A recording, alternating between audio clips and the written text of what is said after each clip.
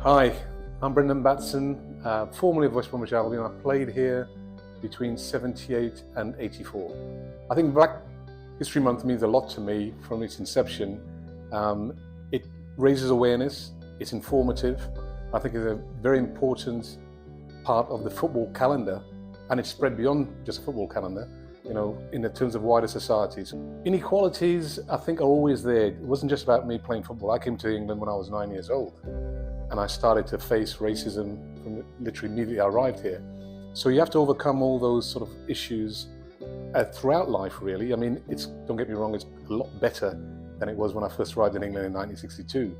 But the inequalities still remain around how you treat black kids in school.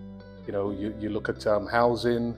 There's a lot of things going on still that need to be addressed. Well, I've got the highest regard for the West Bromwich Albion community and the supporters, because when I joined, Laurie Cunningham and Cyril Reed is already here.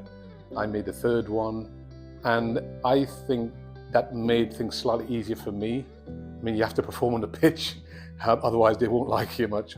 But I think that made it slightly easier for me to be accepted by I find the West Bromwich Albion supporters fantastic, and I think the wider community were very proud of our achievements.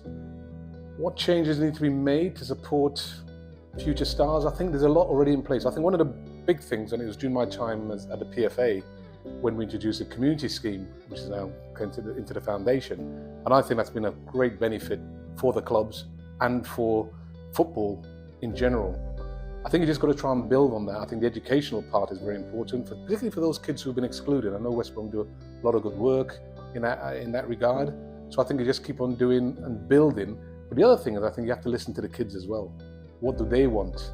And then you can try and act on it, as opposed to telling them what you think they want. Listen to the kids. People in authority have the habit of thinking they know what the solutions are to any sort of real problems. But I think you have to listen to people who are going to be on the receiving end of that. You have to try and put in place things that they want, that they feel would benefit them.